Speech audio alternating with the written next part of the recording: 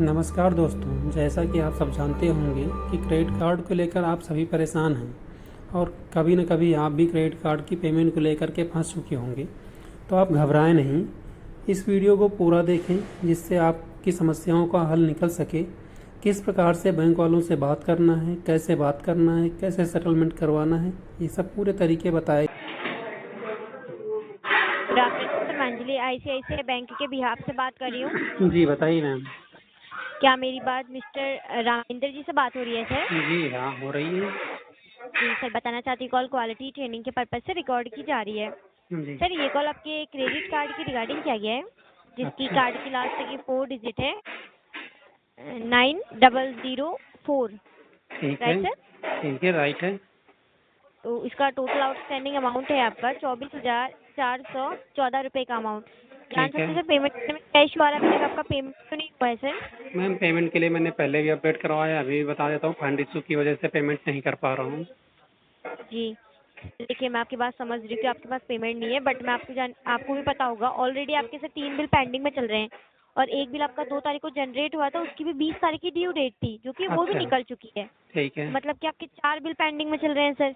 ठीक है। ठीक है, तो जो मिनिमम अमाउंट है आपका 11,330 रुपये का अमाउंट, एटलीस्ट आप इतना अमाउंट पे कर दीजिए। इतना हाँ अमाउंट आप पे करते हो तो आपका कार्ड तो नॉर्मलाइज हो जाएगा ना सर?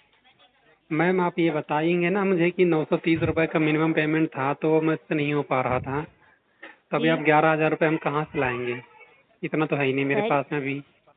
जी ये आपका मिनिमम अमाउंट है, जो आप 930 रुपये का अमाउंट बोल रहे हो, जी वो सर आपका बैंक का रिक्वायर्ड अमाउंट है। जी। उसमें उतना आप अमाउंट पे करते हो, पहली बात तो टोटल अमाउंट सर आपका माइनस होगा।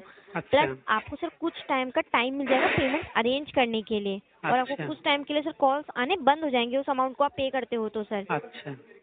जी, और आपका वैसे मिनिमम अमाउंट सर 11,330 रुपये का अमाउंट है। आप चेक कर सकते हो, आपको स्टेटमेंट भी आता होगा सर।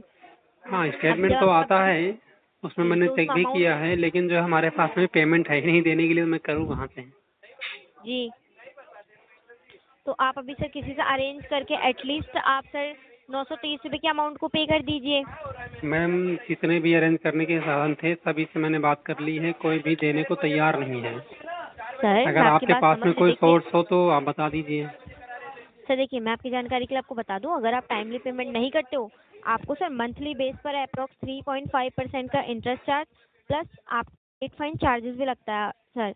और अभी आप सर देखिए प्री एनपे में मूव हो रखे हो और तो डिले मैम, करते हो एनपीए तो में आप कब जाएगा एनपे में ये? मूव, सर वही चीज़ बोल रही हूँ, अभी आप प्री एनपे में मूव हो रखे हो और डिले करते हो तो आप एनपे में मूव हो जाओगे, मतलब कि आप बैंक के लिए फिर भी एक डिफॉल्टर बार साबित हो रहे हो। फिर भी एक बार आप चेक तो कर लीजिए कि एनपीए में गया है कि नहीं गया अभी। सर देखिए, अभी आप एनपीए में और डिले करते हो और एनपीए में मूव हो जाओगे कुछ टाइम के बाद सर।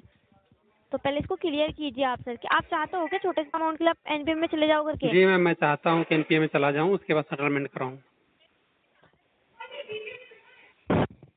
सर एटलीस्ट आप 930 रुपये के अमाउंट को पे कर दीजिए। नहीं है मैम, 930 रुपये कहाँ से पेमेंट करूँ? अगर आपके ठीक है पास सर, में ऐसे हो तो करवा दीजिए, आगे जब मेरे सर, पे होंगे तो दे देंगे आपको। जी जैसे कि आप मेरे से मांग रहे हो पेमेंट, सर ऐसे ही आपने अपने किसी फैमिली मेंबर फ्रेंड से पेमेंट लिया हो तो सर अभी तक आपको मेरे से मांगने की जरूरत नहीं पड़ती, मैम आपका ये पेमेंट क्लियर हो जाता सर। मैंने बता दे रहा हूँ आपसे कि मैंने बहुत कोशिश किया है, नहीं हो पा रहा कहीं से सर भी।